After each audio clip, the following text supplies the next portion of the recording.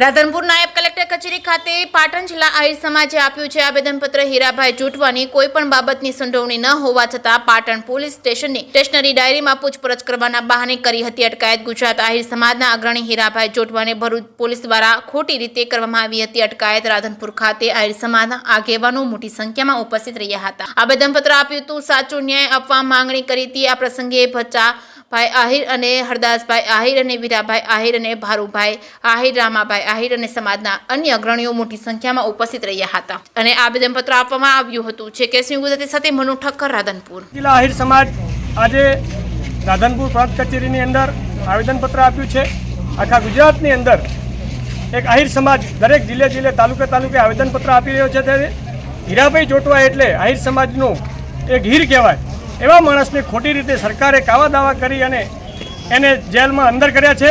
તો સરકારશ્રીને અમારી વિનંતી છે કે તાત્કાલિક હીરાભાઈ જોટવાને છોડવામાં આપે અને એમને ન્યાય મળે। જો ન્યાય નહીં મળે તો આહિર સમાજ ગુજરાતની અંદર ગામડે જ્યાં જરૂર પડશે ત્યાં કાર્યક્રમો આપશે, રસ્તા ઉપર ઉતરશું અને આવનારા દિવસોની અંદર હીરાભાઈના પડખે આહિર સમાજ ઊભો છે અને કાયમી ઊભો રહેશે। જય હિન્દ, જય ભારત। શું નામ તમારું? હરદાસભાઈ અમદાભાઈ આહિર, વઢિયાર આહિર સમાજ પ્રમુખ।